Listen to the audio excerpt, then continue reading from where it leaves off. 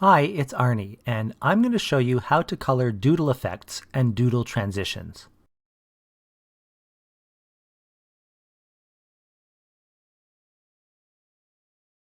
So I've added a few doodle effects here, an arrow in white and then a black arrow here on a white background, and also a doodle transition and a paper transition.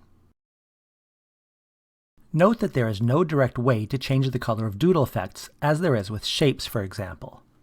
In order to change the color of the doodle, first click on the asset, and then go to the Advanced tab and Replace Colors. Now, add a new replacement. Use the eyedropper tool to choose the white arrow in this case, and then choose a new color on the slider. But note that you cannot enter a hex code here. Now you can play with the saturation and brightness.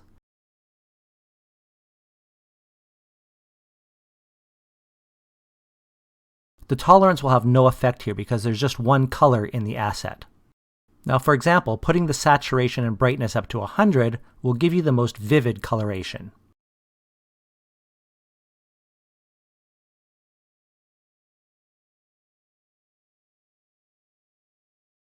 We can repeat this process with the black doodle effects,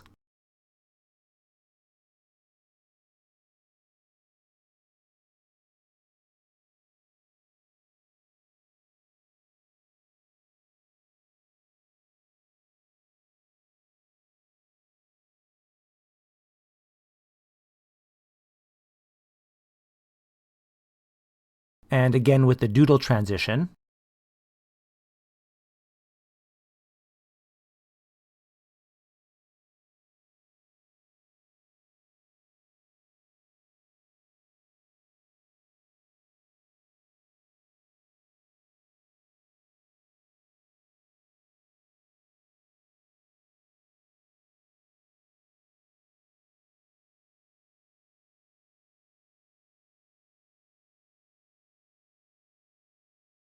And the paper transition.